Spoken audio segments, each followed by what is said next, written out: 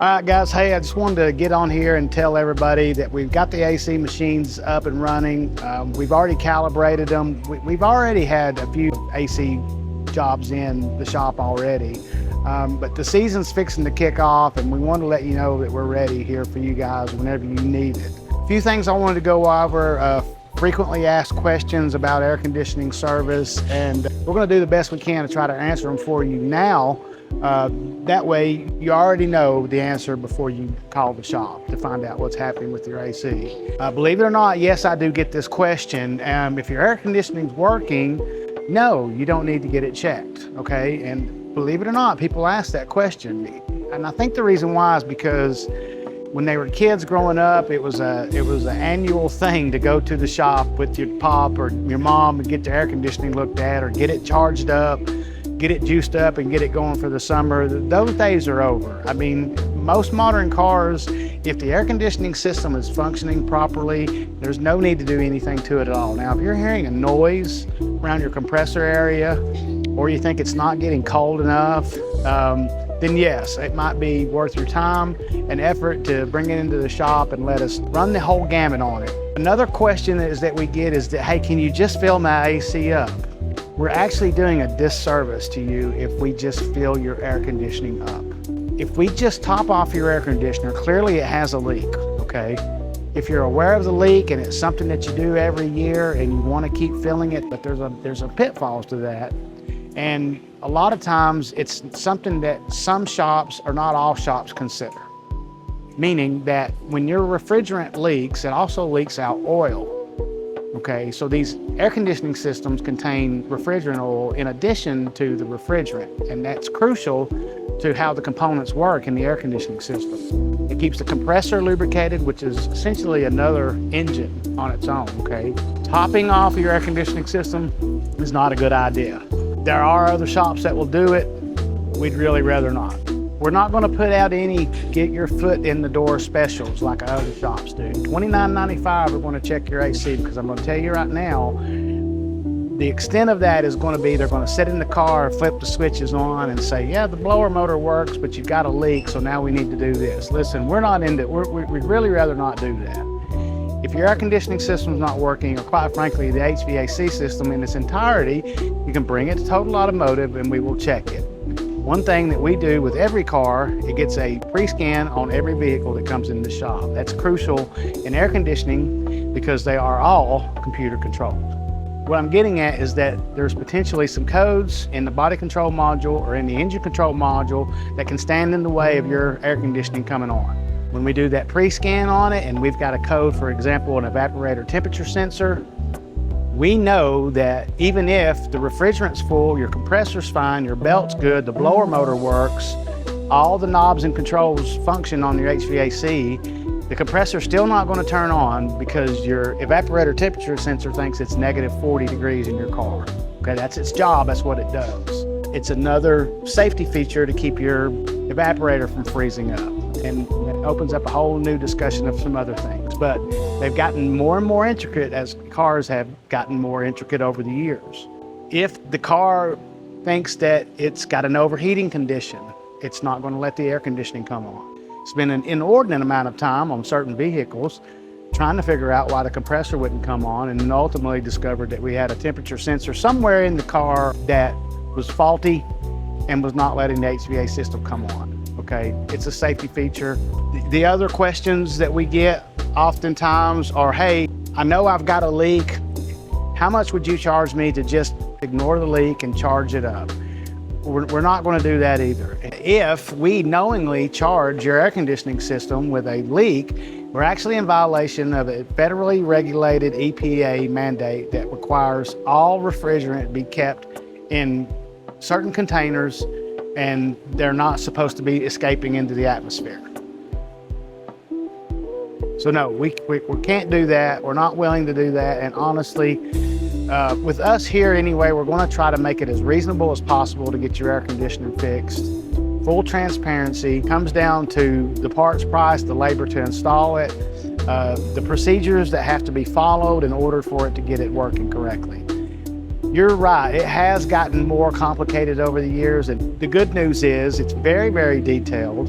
and it's accurate. So when we make those repairs on your cars, we have confidence that it's done correctly. Another question I receive is 134A just as cold as R12, or is R12 colder than 134A, or is the new stuff colder than R134A and all of that kind of stuff? No, they don't perform any better than one or the other.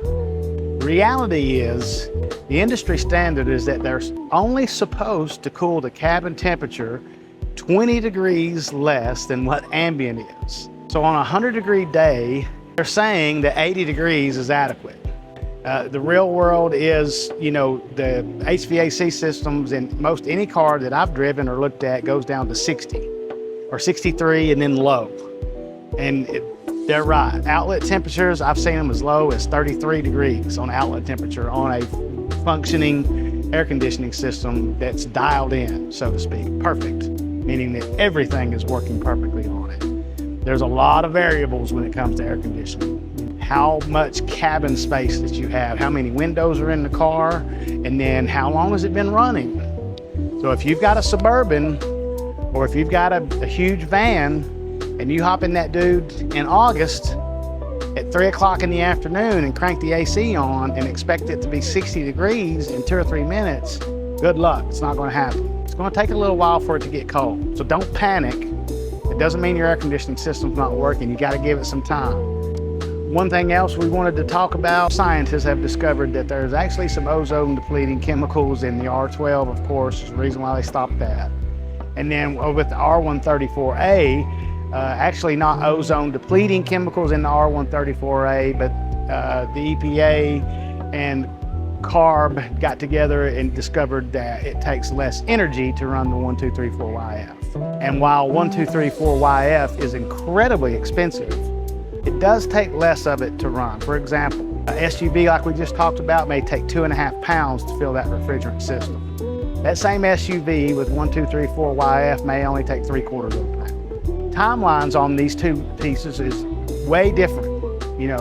A full air conditioning service on 134A, you're looking at maybe about an hour. And that's evacuation and recharge, checking for leaks, doing our due diligence, going over the entire system. On the other hand, with the 1234YF, it could be several hours, maybe 3, because the leak test procedure is way more detailed. The reason being is because there are some flammable properties to the 1234YF. This doesn't mean if you light a cigarette in your car, it's going to blow up. It's not. What they're saying is, in certain circumstances, in the right environment, technically 1234YF has some flammable properties to it.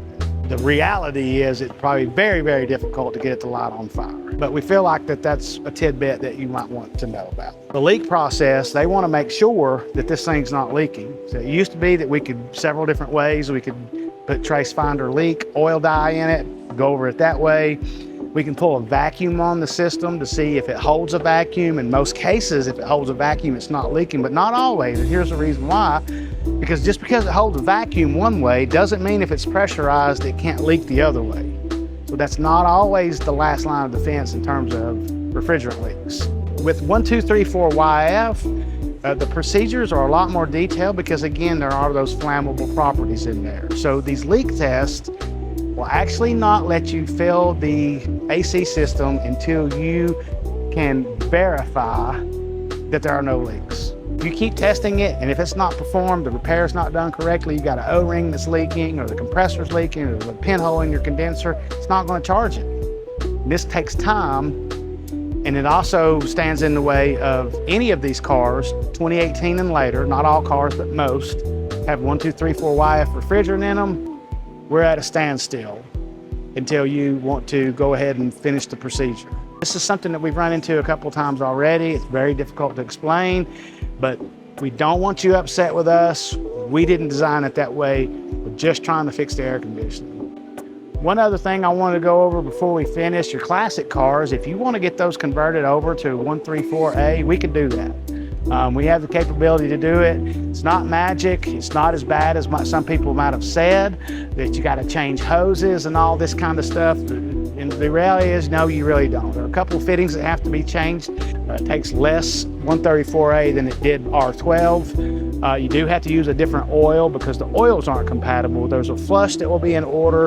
And then if you still actually got R12 in your car, a scavenge is in order too, to remove that R12 and make sure it's disposed of correctly. I haven't seen R12 refrigerant in any car that I've ever done a conversion on. It's in here because it doesn't work, okay? So let me know in the comments if I'm wrong. I mean, I could be. There may be some of them out there. Maybe these procedures, I'm not 100% on with them. But I'm telling you, I'm just trying to give you a general idea. These are questions that we get regularly over the phone, and we're just trying to get an idea about their car before they bring it in with the air conditioning stuff. Air conditioning season is very busy around here. We do have 2 machines, but they stay pretty much tied up all the time. We have to evacuate and recharge whenever we do an engine or a transmission, or sometimes if we pull a dash out of a car, or certain repairs. We have to do evacuation and recharge. A lot of radiators, sometimes you got to remove the condenser, so those machines get tied up. Now, while we're not doing any specials, again, like $29.99, listen, we just want to be honest with you about how this works. There is a fee for checking the air conditioning out. The good news is with us, you get a twofer kind of. With our diag, we're going to forego that, but we're going to go ahead and do the pre-scan on your vehicle, go back through those codes. You're still going to get the printout. It's going to have all the codes on there because, again, we don't want to be fooling around under the hood only to find out that the BCM thinks it's 40 below in the car and doesn't want to turn the air conditioner on. So we're hoping with the rest of the work that we do for you guys, you're going to trust us on this, come to the right place to get your car looked at. We want it leaving here cold. There's an outstanding warranty in most cases, depending on what equipment we use. 4 Seasons, it offers a lifetime warranty on their parts. This is a limited lifetime warranty, so I want to be clear on that. It's 4 Seasons or the manufacturer in most cases. They're going to make the determination on whether or not it's going to be covered under warranty. Most of the time they're going to go off of what we say, and if we say, hey, this thing had oil in it, it was taken care of, it was installed by a professional shop, it's going to get handled. We'll go over the specifics if that ever happens with you guys. And don't feel like you can't, we're not answering any more questions. Absolutely we are. But again, I want you to, one of the things I want you to remember, the full scan on the vehicle right off the bat, that's going to be free basically with the service on there. The evacuation and recharge, it is different on the 134A than what it is on the 1234YF. Hey guys, like and subscribe to these videos. We try to do, we would love to do one of these videos every day.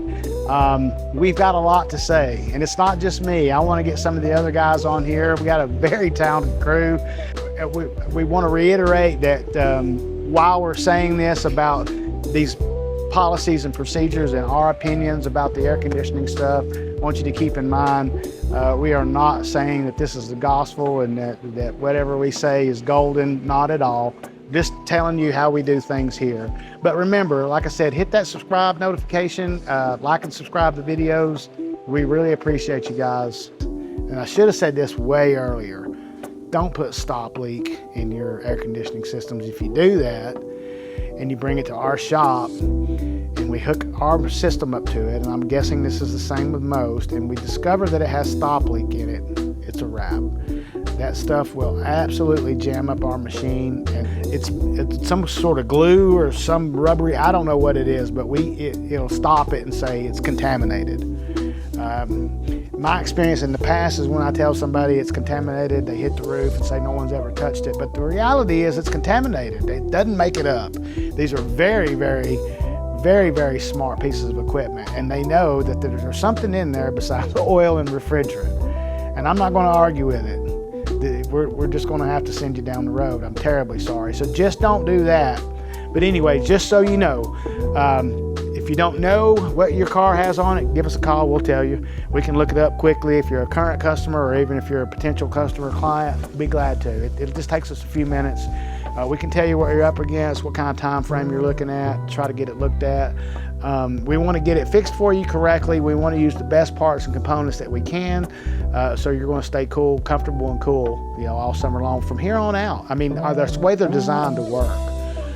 But manufacturing processes in some cases cause condensers to break. There was a rash of Chevrolet trucks that condensers just broke on them for no reason whatsoever. They think that they wanted to say initially that it was because of rocks coming off the road. It was not, it was they cracked. Sometimes debris can come off the road and pop a hole in your condenser. But there are defective parts straight from the factory, so those things happen. But ideally, they're supposed to last forever. If there's never been a leak inside the car, you can talk to some people who've never touched their air conditioning system. Ideally, that's the way it's supposed to work. But if yours is not working and you want to get it fixed, take it to Total Automotive. We'll get it right for you. Hey, like and subscribe our videos, guys. We really appreciate it.